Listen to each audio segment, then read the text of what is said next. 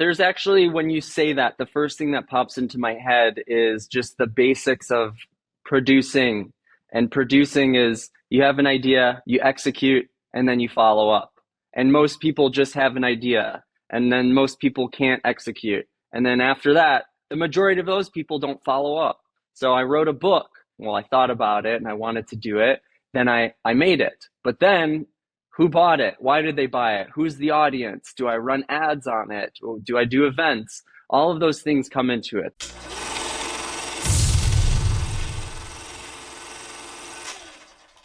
David Bradley, welcome to Produce Your Passion. Thank you for having me. This is a joy. I love to talk to you and I love to see you. And I love the sweatshirt and I love the mug, which is not in picture yet. Here it is. Cheers. I want one of those. I want Cheers. everything. Cheers. Yeah. Well, we will have an online store. Hopefully by the time this episode comes out, produceyourpassion.com/store will be up and running. So, that's a good plug. yeah, thank you. Well, and you've been a huge inspiration, like for me to even get this sweatshirt, because as you are rocking your Big Head Bob attire. Yeah, we got a Bob's. Really, really quick, where can someone grab one of those? Where can they buy one? BigHeadBob.com. Pretty easy. Well, there's our intro right there. So let's just get to it, man. Who are you? What do you do? I am David Bradley. I'm the creator and author of Big Head Bob, and this is what started as a children's book, now a multimedia experience. So there's books, YouTube cartoons, experience, events, all catered to and centered around mental health and education. That's amazing. And there's so much for us to unpack and dive into with this. So leading me, you've already got the ball rolling. So tell us about how you started Big Head Bob. How did you produce that passion? What inspired it? And what made you take action to make this thing go from idea to real life? Yes. There's actually, when you say that, the first thing that pops into my head is just the basics of producing. And producing is you have an idea, you execute, and then you follow up. And most people just have an idea, and then most people can't execute. And then after that, the majority of those people don't follow up. So I wrote a book, and then I thought about it and I wanted to do it. Then I made it. But then who bought it? Why did they buy it? Who's the audience? Do I run ads on it? Do I do events? All of those things come into it. But to now rewind back to the start, I used to draw this guy when I was a little kid. Do I have it handy? It's somewhere over here. But I used to draw this guy, Big Head Bob, and don't laugh because it's not amazing. Yeah, that's it. That's the guy. I used to draw this character everywhere, in elementary school, in middle school, in high school. And there was something about the big head, which was as big as the paper, and the small little body and the googly eyes and the hair. It warmed my heart. It made me laugh. It registered in my brain. Ha ha ha, I'm going to keep doing that. And I kept drawing it. I've seen pictures. So up until the pandemic, I was the executive director of operations. My office was at the Bellagio. Prior to that, Aria. And even before that, I was at the Wynn for 8 years. And this was hospitality, entertainment, nightclubs, day clubs, restaurants, shows, all lounges. And it's centered around fun, right? We're selling fun here in Las Vegas. That was very rewarding. And you almost want to put other people before yourself. It's almost like to be hospitable is making sure you're taking care of others. And what I noticed over the course of several years was I was sometimes overlooking myself. And I wouldn't be in bad shape, like with drugs or alcohol, anything horrible, but I just felt like, I'm giving my soul out. And that's what makes me happy. So when the pandemic hit, there was nothing going on. Las Vegas was closed. And I looked at these old photos and videos and I kept seeing this guy, Bob. And I was like, oh, there's these Bobs everywhere. That's Big Head Bob.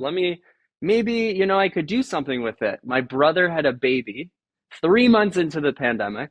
And I had this motivation, this inspiration to leave a positive legacy for my nephew. And he's going to be reading books. He's going to be watching cartoons. Let me at least put something positive out there into the world. And through social media, it blew up. Like I thought I would sell 150 books in my lifetime, surpassed it in 2 days. Like that, it was just, whoa, all of these people that I've been helping, they're helping me back. And then I see photos of friends and family and cousins reading this book to their kids. And I'm just, what a special experience. I actually remember it was very emotional because you don't really think about seeing your friends with their kids and their special time, or your cousins with their babies. And like, I just had to kind of um, keep that feeling of like, this is wanted, this is needed, people are craving this type of content. So that's the short story on how I kind of concepted and made it into something, and then it just got swept away Okay, I into the got universe. to the universe, the Big Head Bob universe. There Okay, you go. couple of questions. One, is that the original Big Head Bob photo that you lifted up? Like, is that the This first one? is this is before I made Wow. the book. Yeah, this is probably 4 years old right now, and I just took eight and a half and 11 piece of paper, folded it in half, couple staples, and I started drawing. And we went from there. And what's really cool is I love to show the comparison of like working with an illustrator, how much better you could make it. And boy, oh boy, I like to tell the kids this, but guess how many illustrators that I hired on Upwork, that's what I used, to make this drawing into life and actually feel good. Guess how many people fit 10, 15, 20 bucks each until I'm like, okay, that's the character. 15. 11. I had Wow. to hire 11, and people would draw four and they would draw one as a cartoon. And I actually thought it was cool because Upwork, you can hire people from all over the world. And I hired people, and I said, draw this character in your world, in your city, in a notable place. So I started getting Bob's in Kazakhstan, and Bob in Egypt, and Bob in all these different, in Toronto, in all these cool places. But yeah, that's how it originated as this little guy. That is amazing how you showed that. That was an amazing produce your passion moment because Never really think of it, literally, but yeah, it is. It is. yeah. I mean, and this is another question. I know you just explained how it all happened, but like as you hold up the sketch and you hold up the book, was there? Do you remember a specific moment? And if you don't, you don't. But like, was there a specific moment when you have that sketch and you're like, you know what, I'm actually going to do it. Like because people think about things all the time, they fantasize about it, and Wow. maybe they get as far as what you got, like sketching the idea. But was there a specific thing, like, okay, I'm actually going to go all the way with this. Like I'm actually going to do this. Was there, or did it just kind of naturally unfold? I think it was very natural and organic, but I feel when I drove back home, my brother lives in California, and I held the baby and I saw my brother's baby for the first time, our first nephew, and it's really mind blowing. It's like I still feel like I'm a kid. I love messing around, telling jokes. I feel like a kid myself. And when I hold my brother's baby, I'm like, I'm gonna make you proud. I'm gonna do my best to be a good example. And I got home, and I recall prior to this, and it's a little it's still on topic, but I remember walking on my rooftop. I have a 360 rooftop of Las Vegas. So you can see the strip, you can see the desert, you can see, towards Utah, just mountains and nothingness. And I remember walking around, this was, early on pandemic. And I got to the strip and I'm like, I've been there for 12 years. And I walk around, I'm like, look at the rest of the world. And I see it. I'm like, I have to figure out, how do I reach the rest of the 300 and, 59 degrees of the earth? How do I, and it just struck me like digital. Everyone, for the most part, everyone's on the internet.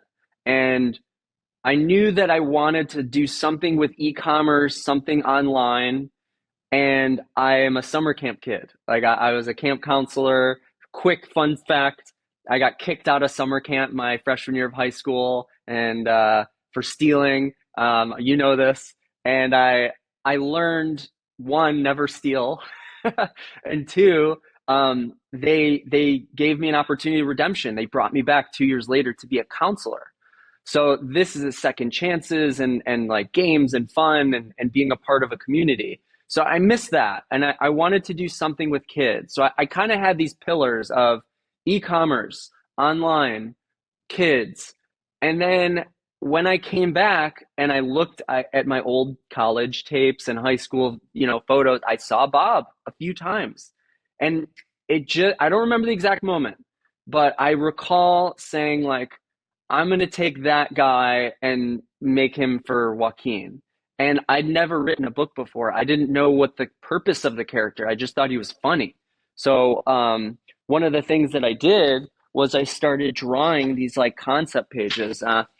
Was basically like Bob, these scenarios of having a big head and what would be funny about that. So one, yeah, it's right here.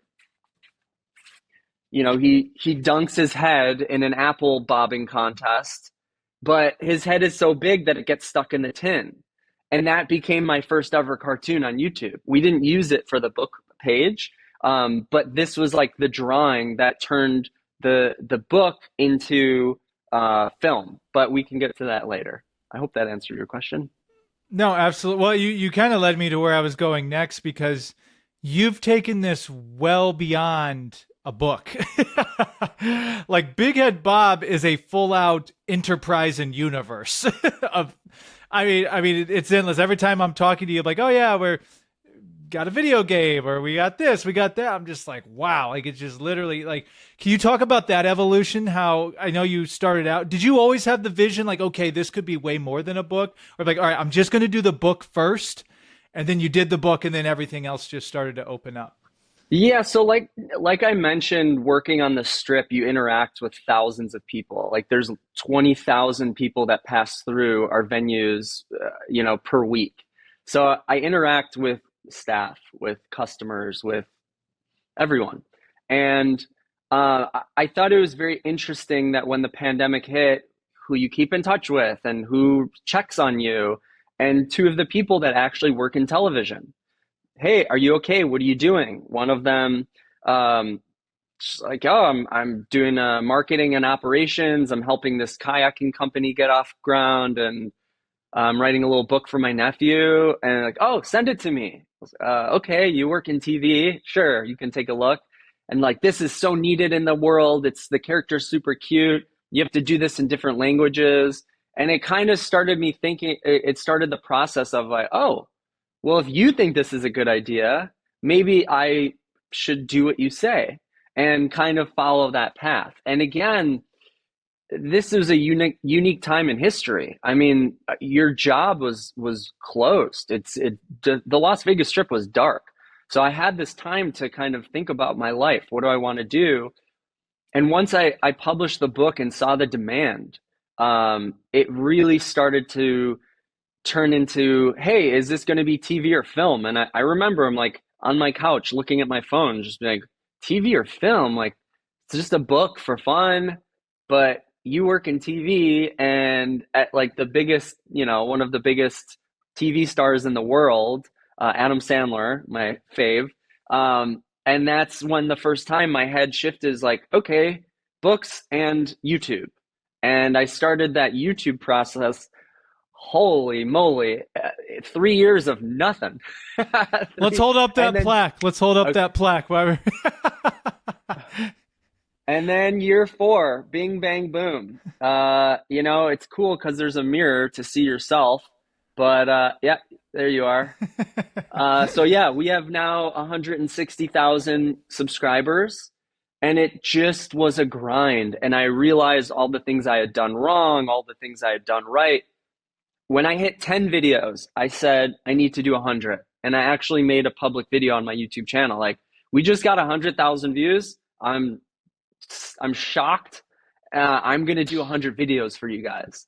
And then come like this is a change as of yesterday, which I work with a lot of college students, a student at University of Virginia, found that a lot of my videos were marked as for kids, which is fine if that's what it is. The reason that I wasn't able to get a bigger audience is it's not just for kids.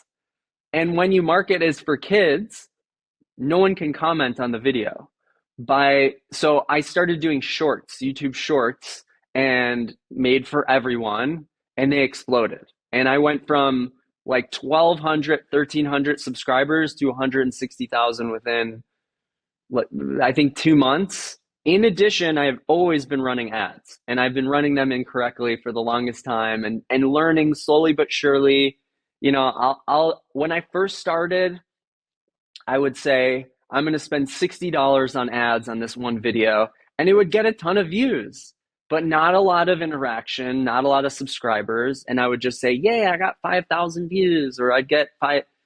But then once I learned how to plug in keywords that were similar to the video I was posting 10 times, then I would get, instead of put in like $60 for 5,000 views, 60,000 views. I'm like, oh my gosh, I'm a genius. This was a year of trial and error, you know?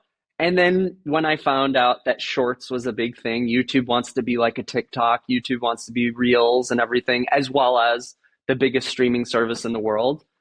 That's when I started to put out shorts, and those spread like wildfire. So, long story short, I have this picture of Bob as an octopus, and these little tentacles that was from my former work experience, where I worked in marketing, and then I worked in PR, and then I worked in management, and then I worked in sales management and operations. And each tentacle, if you will, they can interact, they can work together, but a lot of times in business, there's just missing pieces, or not enough resources, or not enough people, or not enough time.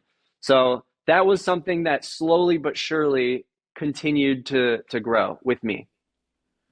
Well, congratulations on all that, first and foremost. And Thank you. I have to. Well, I'm sure we're going to get this to it when we get to advice stuff, but I have to mention it because I talk about this in the book, Produce Your Passion, the value of having mentors.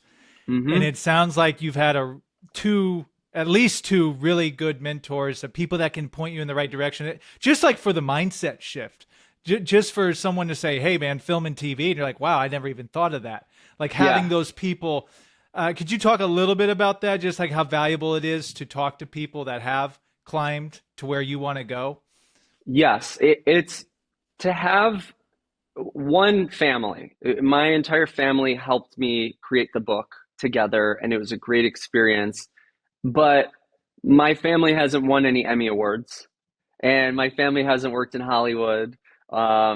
So to go down that road of, who is a friend, and who have I been helping over the years, without I don't do things to get things. I do things for the kindness of my heart, because it's fun to see smiles on people's faces. That's why I excelled in hospitality.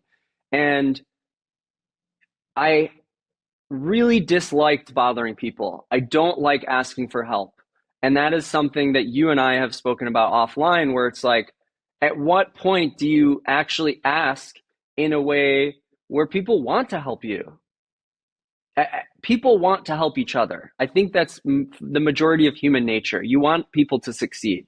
Of course, there's entertainment and failure and redemption and story, but people want to help you. So when you see like-minded people, and you tend to gravitate towards each other, that was a real powerful thing, because I had never wanted anything from this guy who I call Yoda, and he has literally 10 Emmy Awards. He's worked in television forever. He's the coolest dude in the world. And I asked him his advice all the time. And he told me, he's like, "Look, you're going to be presenting to the world. You're taking photos with whether it be a celebrity. We had a couple of celebrities, Jennifer Love Hewitt, Brigitte Nielsen, and I took a photo, and I have this pandemic hair and beard." And he's like, "You got to cut it." He's like, "Look, if this is a family friendly company, you want to look your part." Another friend who's been at The Simpsons for 30 years, like, you talk to these people and you're like, "Man, I've never wanted anything from you. I want to emulate my life to be like you because I look up to you, but you're just a good person. You're a good friend." And it came from them first, which I'm very lucky. You know, I didn't have to say, "Hey, can you help me with this fun little project?" It was, "Send it to me. This should be on TV." And I'm like, "Okay, you're on TV. How do I do that?" 4 years later, we're still working on it. But I mean, a year ago, I did the licensing expo in Vegas. And through that, I got a contact at NASA to do these plush pillows and a 4-part animation series. And I had never even concepted that I could do something like that. It just, all of these things lead to other places. And I don't know if they would have been as interested if they didn't know that I had the connections I do. And that's something that's kind of also, it's like, am I asking for help? Am I asking for your stamp of approval? Am I earning it on my own? Or are we a team? I'm a team player. And that's what has really guided me, is being able to find these mentors organically through like-minded hobbies, playing music together, The Simpsons, just favorite show of all time, and that stuff. So it's invaluable. And I want to talk to people who don't have mentors. Find something you love or like and start researching it. And it's as easy as reaching out via email and website and just, "Hey, I love what you do. Would you have a few minutes to talk to me and get some guidance?" Most people will say no, but sometimes, like, "Yeah, I have an extra 10 minutes. Let's talk." I think that could be a really helpful thing if you don't have a mentor yet.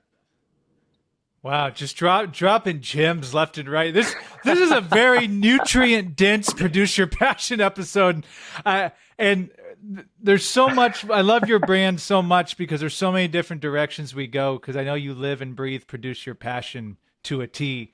So I want to get to, as we both know, and everyone else who produces their passion knows, this ain't easy.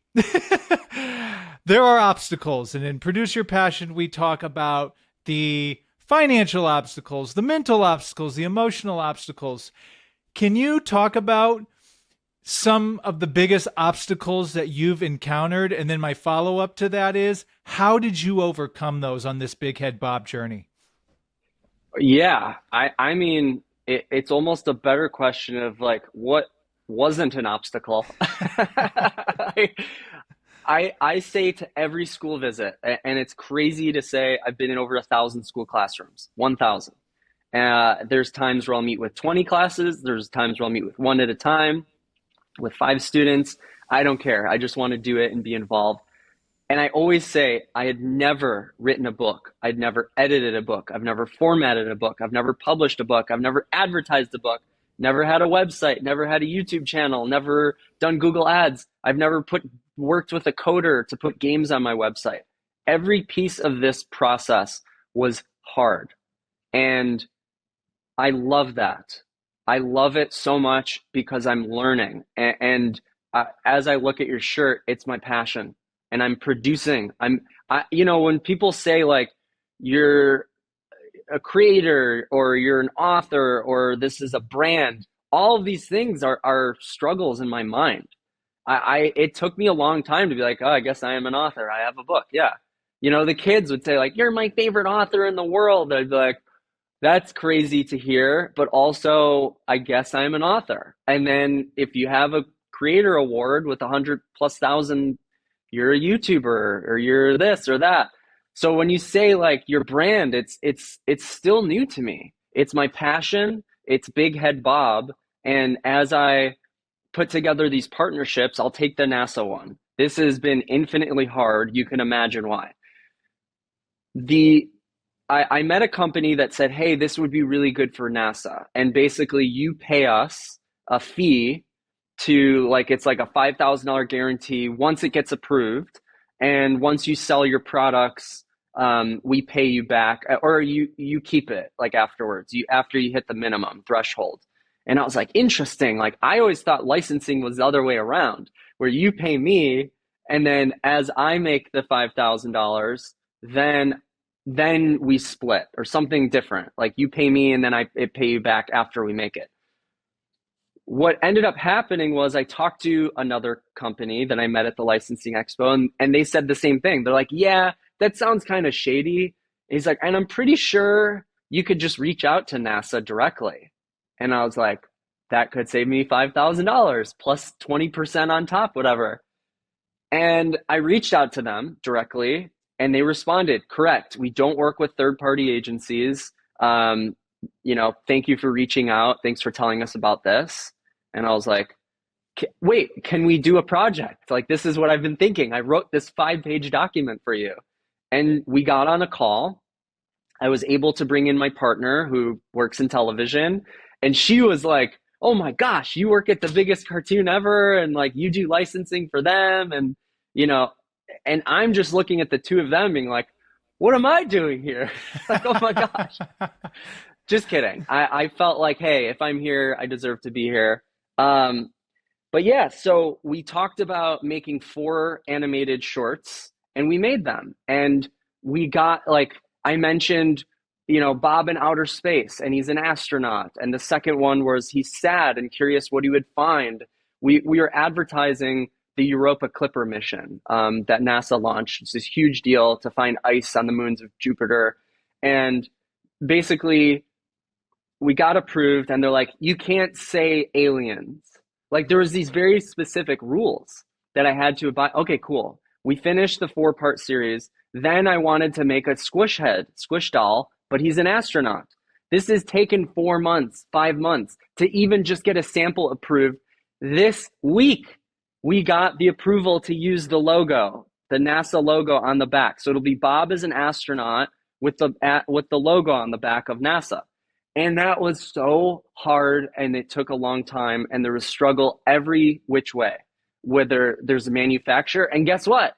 Knock on wood, new problem this week, tariffs.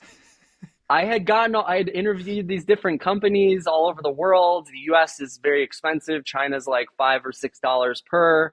And I'm like, all right, I found my company. We're going to get the samples, 100% tariffs. So now if I have a $2,000 order, it's $4,000. I just can't afford it. I can't sell them for $25.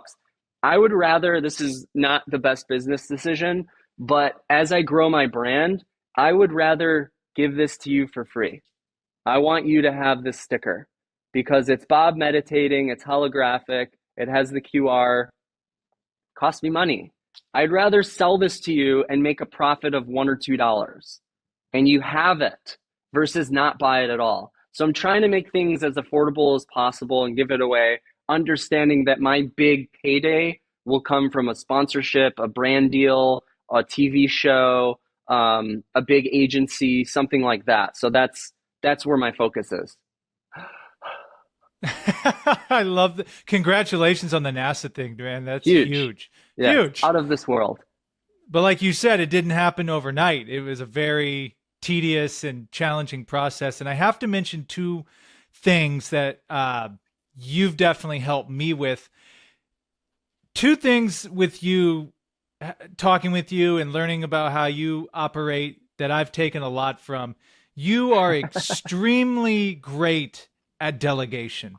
You work with so many different contractors and people of that nature. You're really good at making decisions with people, like who do I stick with? Okay, this isn't going to work. And this like go. Like it's been very impressive to watch that. And then 2, finances. You're very good. And I've actually shouted you out in the book for being like an accountability partner where we talk, once a week. And one thing you really taught me was, hey, you have to even if you're not making money, you still have to take a look at where the money's going. And ever since like you've helped me with that, because I'm like, we're just going to do it. Yeah. I'm going to produce this passion, let the chips fall where they may. And I still may do that, but it's helped me a lot to be like, all right, let's look at the accounting and say, okay, I can still keep doing this, but hey, maybe you don't need to spend XYZ over here. Maybe you can do this so could you talk about those things and overcoming obstacles when it does come to finances and stuff like that? Yeah. And I think what that stems from is 1, my love of math. I just always enjoyed the numbers, but 2, I was not good at it. I went from being the director of VIP services at the Wynn. That was my last job. I managed a sales team. And when I went over to MGM, I had the conversation with my boss, like, what do you want to do? Operations. I want to understand the numbers. I want to understand how to produce something, a party. What are the breakdowns of where everything goes and how? How does it function? It's like a foreign language to me. And I went from not being able to read a P&L, barely, I could kind of go through it, to presenting them to the CFOs of the Bellagio and the Aria every quarter. That was part of my job. And I had to understand that these numbers tell a story. They paint a picture of what you're doing and why. I would go down, funny enough, the accounting department at the Bellagio was like in the basement. And I would go down there and talk to them about the numbers and hours of operation and this and that. And they'd give me these reports and help me understand them in depth. And they would say, like, no one ever comes down here. No one ever, like, we just make the reports and send them. I'm like, are you kidding me? You guys are my best friend. Like, this is the way that I can be successful. If you're telling me I'm making no money between these 2 hours, maybe I bring in a live musician to spice it up. Maybe we close for those 2 hours and put those 2 hours of payroll and this and that into something else. So that kind of very basic level of understanding of how much are you spending and why.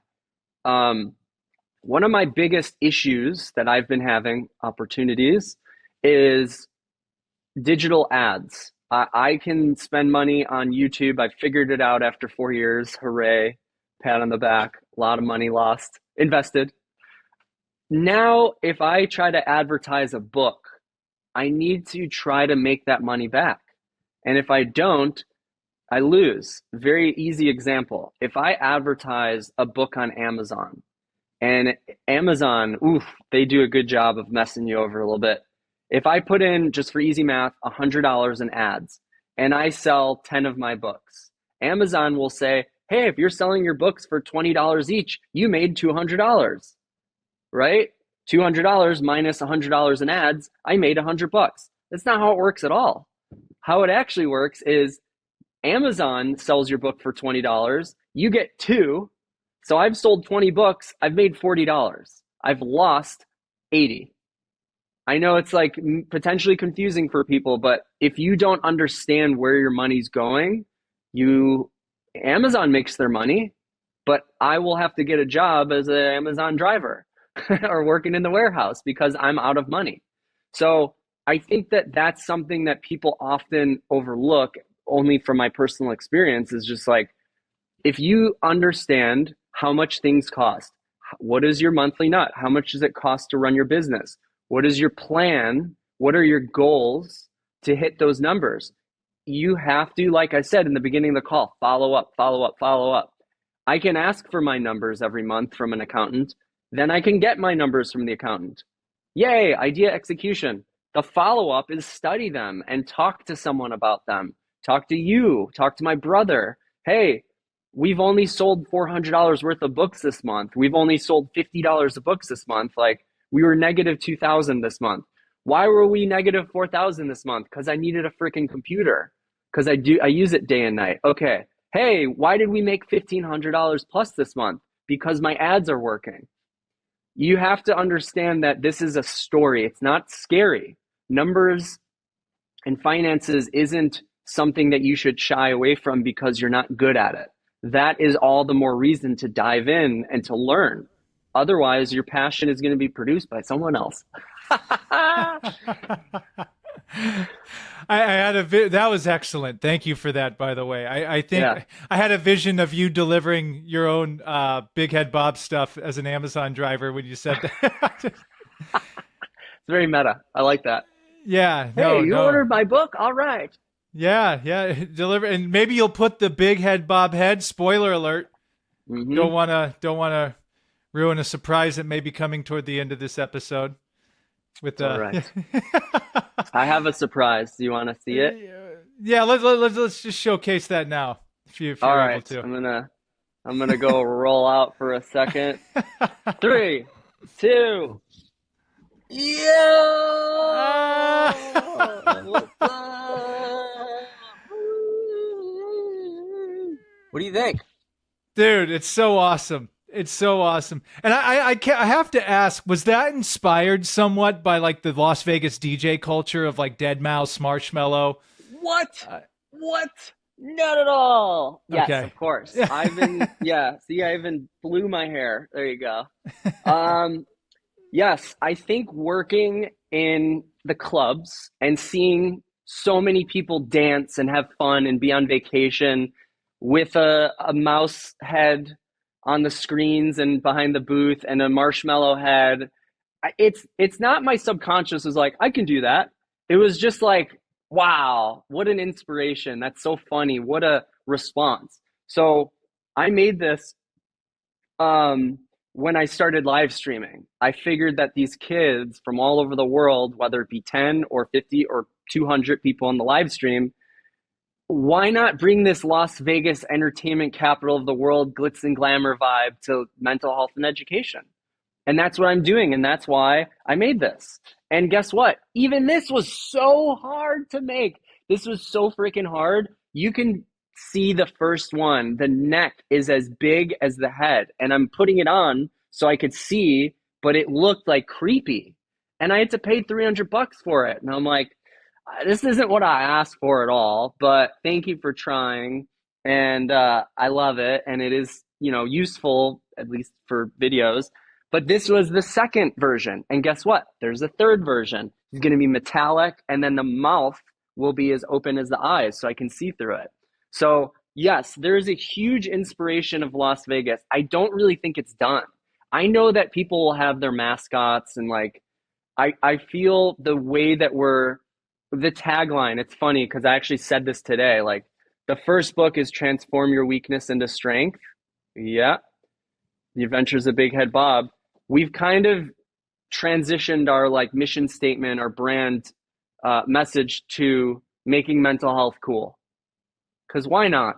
Why not, dude? I say this all the time. Like, how many hours a day are we on social media or watching TV? At least one. But why not take 1 hour a month or every week or 2 weeks to speak with a mental health professional, to pursue your mental health? I want to make it cool. I think that our generation was like growing up, David, what's wrong? Nothing. I'm fine. Meh. And like, all right, now with kids having phones and iPads and TV with unlimited access to everything in the universe, I think that it's helpful to create content that allows people to take deep breaths and to think about how they want to act and respond versus automatically yell or be angry or whatever your learned behavior. Also understand the concept of learned behavior. Also understand, like, why do we do what we do? How do we want to behave? Like, I always ask, like, is anyone in this class, doing a class visit, does anyone get like hungry and then they get angry and they get hangry and everyone's like, yeah. I'm like, all right, here's a video of Big Head Bob getting hangry, climbing the stratosphere in Las Vegas. And it's like actual footage that I took from my house, and I cartooned Bob like, I'm hangry, rah. But it's a way visually for kids to understand that, like, you don't have to yell and be mean. I didn't even know this until my 30s. I'm just like, I can say I'm hungry and not be mean. I just didn't realize that that was why I was mean sometimes. I'm short or I'm angry. I'm like, no, I'm just hungry. Sorry. It's so much easier. I love this, and I'm really looking forward to people going and checking your stuff out, because we're not even scratching the surface of how many things you've done. And as we've had this conversation, it just really just dawns on me how you're constantly innovating. You're constantly evolving. Like, you're not like satisfied. Like, all right, this is, we got enough. This is where we're going to stay. It's like, no, idea, and Yeah. you act on it. Like, and you're going with the times. You're seeing what works, what doesn't. Yeah. And I think that's really key too, to like not be satisfied, and you're just constantly staying open to where this brand and this project can go. So I think that's really Yeah, cool. thanks for saying that. I don't often think about that, but it's true. It's not that I'm not satisfied. It's just when someone throws out an idea, I want them to be happy and do it. I want to do it because, like, why not? Make a chef bob, and then make a pumpkin bob, make a air bob, make all these different opportunities. Like, it's unlimited. So Thank you so much for having me. I'm such a fan of yours and everything you're doing like since day one, man. I'm really proud of you and just yeah, it's awesome. No, likewise, man. And thank you so much for coming on. And I like how we both just like we're just it's really cool, like as big a history as we have to see us both sitting here with our brands talking it out. It's a beautiful thing. And Keep it going. do you have 5 6 minutes? Yeah. You got a heart out? Okay, because I did have one last question before the wrap up, if you're Okay. cool. I have a call at 12. I can move it or seven is seven Okay. minutes, or should I tell her, hey, I'll be a few minutes late? I think we can get it done here. My final question before we wrap is, Mm. besides where people can find you, is what advice do you have for people that are maybe like where you were a few years back, where they have this idea for a children's book or whatever it may be, but they're not acting upon it because they're in their head about it. They're coming up with reasons why they can't do it. They're letting other people deter them. What advice do you have for anyone? Two groups of people: the people out there that are thinking about producing their passion, and then the Hmm. people that are producing their passion, but they're getting stuck in the mud because it's really hard. What advice do you have? Yeah, I think what, the two words you had said earlier was accountability buddy. That's one of my favorite things on earth. The way I was raised was, I will say, a little spoiled, a little lazy. And I just, my motivation at times, I'm like, yeah, if I cheat in college, I'll still pass. And what's the problem? Like I can work and sell things on eBay and I'm good. And it just finding your motivation is one. And once you have it, your purpose, finding your purpose. My purpose, I wanted to leave a legacy. I want to have something be there after I'm gone. And once the chips fell into place, I understood that this is what my focus should be. It makes you a lot more powerful when you have motivation and purpose. If you're struggling with that, I am the best at raising my hand and saying, I don't know what I'm doing. I need help. Help. Someone help. There's ego, and I always say, I have no ego in this project. Tell me what sucks. My first assignment with every college student that I work with is research assignment. Google the crap out of Big Head Bob. Tell me what's broken, what needs to be fixed. I don't care that you think I have a cute YouTube channel. I thank you for saying that. The purpose of the assignment is, what do we need to fix? And partnering with someone an hour a day, whether it be paid $10 an hour, $15 an hour, $30 an hour, 100, whatever you can afford. There's people that want to help you. You have to find those people. And as difficult as it may seem, sometimes you have to surrender your ego, look at your budget. If you don't have one, ask a sibling, ask the best friend, and show them your project. I had, judge a book by its cover post on Instagram. I'm like, I have two covers for my book. Which one do you like more? Most people like the scuba versus Big Head Bob and a hot air balloon. And I was like, all right, I guess it's a scuba book. That changed the course of history because I put it as a poll and allowed people to dictate. Because, quick Sonic the Hedgehog story, the creator of Sonic, before he pitched it, sat in Central Park and had three different animals, three different drawings. And he asked a bunch of people passing by, which of these, overwhelmingly, everyone likes Sonic the Hedgehog. So that was what he ended up pitching, and that's why that's the game. It could have been a different animal or a different thing. I love Sonic the Hedgehog, so I'd never heard that story. That's incredible. Show the people, put your ego to the side in art. Art is something that's solving problems. Art is something that, if you don't, it's the old saying, like, if no one does anything, nothing happens. It's not going to happen. So why not show people versus just like, I'm going to table it. David, that was incredible. Thank you so much for this. This is amazing advice, conversation. If people want to check out you and Big Head Bob, where can the people go? You just bigheadbob.com, but also we're on every social outlet, youtube.com/bigheadbob, Amazon, type in Big Head Bob. We also have a ton of free curriculum, just surpassed 2,000 downloads on Teachers Pay Teachers. So we have these downloadable courses and like a ton of free stuff. I want Big Head Bob to be out there and accessible. There's book reads online, mental health exercises, so something for everybody. Awesome. David, Congrats on everything you've done. Thank you for your friendship. I view you as a mentor as well. And thanks for doing this, man. I really appreciate it, and keep going. Produce your passion. Keep it going. Produce your passion, baby. Big head Bob. See you soon. All right, peace.